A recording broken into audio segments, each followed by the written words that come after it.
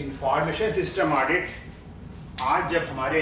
अधिकांश बैंक, आपके भी जिला सहकारी बैंक और शीर्ष बैंक भी सीबीएस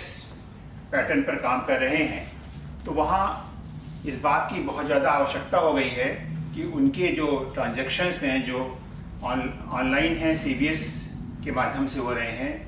उनमें जो कमियां हैं या जो उनमें सुधार की आवश्यकता है, उसके लिए भी एक प्रकार का एक परीक्षण प्रणाली हो, एक ऐसा सिस्टम डेवलप हो जो कि उसको भी उसका भी एग्जामिन कर सके और उसकी जो कमियां हैं, जो उसमें सुधार की संभावनाएं हैं, उनको भी सजेस्ट कर सके। जैसा कि हम सभी जानते हैं, आप भी देख रहे हैं कि शुरू से ही और डिफरेंट टाइप के ऑडिट हमारे बैंक में होते रहे हैं। स्टैट्यूटरी ऑडिट होते रहे हैं, प्रतिवर्ष होता ही है, और साथ में हमारा कॉन्करेंट ऑडिट भी कई बैंकों में और शीर्ष बैंक में भी हो रहा है।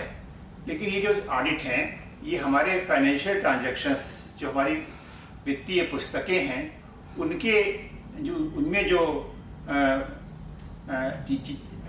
जो मेंशन्ड है चीज़ें, उसको एग्जामिन करने के लिए होते हैं। हमारे वित्तीय प्रलेखों का एग्जामिन करने के लिए हमारे ये ऑडिट होते हैं। लेकिन जो हमारा इंफॉर्मेशन सिस्टम ऑडिट है, वो थोड़ा इन चीज़ों से इससे थोड़ा अलग है, और इसमें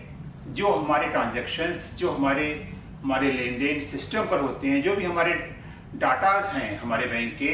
उसका एग्जामिन किया जाता है, और उसके लिए जो भी उसमें त्रुटियां हों उसको ठीक करने के लिए, उसमें कोई ऐसा दोष हो जिसको कि नहीं होना चाहिए, उसके निराकरण के लिए ये ऑडिट नितांत आवश्यक है। और आरबीआई ने इसको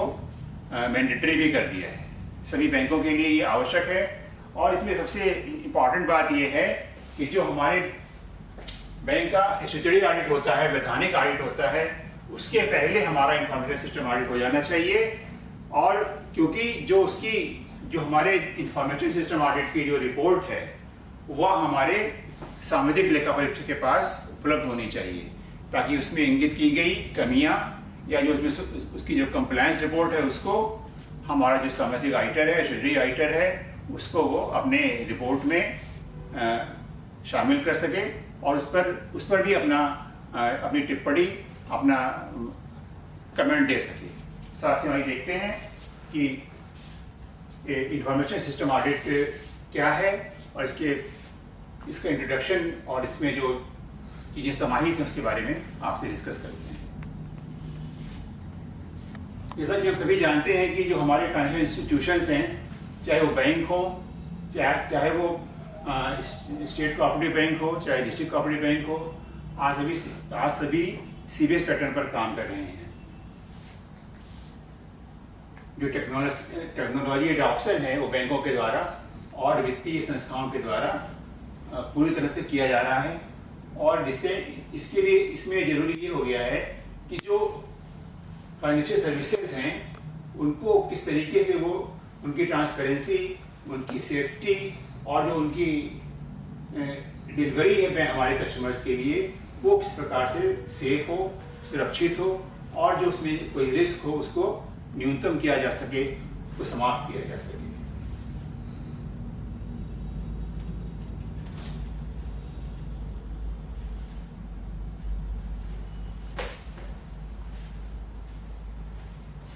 पिछले वर्षों में हमारा जो सिस्टम है वो मैनुअल से सीबीएस पैटर्न पर माइग्रेट हुआ था, लेकिन संयोगवश या ये कह सकते हैं कि किसी वजह से वो उसका माइग्रेशन बहुत प्रॉपर वे में या बहुत अच्छे तरीके से नहीं हो पाया था। तो और कई जगहों पर तो माइग्रेशन ऑडिट भी समय से नहीं हो पाया। जब भी हमारे जो डाटाज थे जो मैनुअल से सीबीएस पैटर्न पर माइग्रेट हुए, तो उनको उसमें एक माइग्रेशन ऑडिट होना जरूरी था। वो ऑडिट कई जगहों पर विलंब से हुआ और समय से नहीं हो पाने के कारण भी इसकी बहुत ज़्यादा आवश्यकता है कि हम लोग इंफॉर्मेशन सिस्टम ऑडिट को एडॉप्ट करें और उसको पूरी तरीके से अपने बैंक में लागू कर सकें। देखिए, इसका जो मेन उद्देश्य है वो है कि हमारे कस्टमर को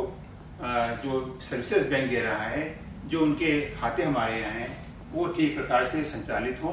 उनमें सुरक्षा हो, सेफ्टी हो और हमारे कस्टमर को एक ट्रांसपेरेंट सर्विस मिल सके। कई बैंकों में इंफॉर्मेशन सिस्टम ऑडिट तो लागू किया जा चुका है, लेकिन अभी भी कई बैंकों में इसको लागू किया जाना है। जैसा कि मैंने पहले बताया आपको कि ये मैंडेटरी है और सभी बैंकों को अपने इसको लागू करना आवश्यक है, क्योंकि इस इंफॉर्मेशन सिस्टम ऑडिट को लागू किए बिना, इसकी रिपोर्ट को लिए बिना हमारा जो सामुदायिक ऑडिट है, स्टैट्यूटरी ऑडिट है, वह हो पाना पॉसिबल नहीं है, क्योंकि इसकी रिपोर्ट हमारे सामुदायिक ऑडिटर के सामने प्रस्तुत किया जाना जरूरी है।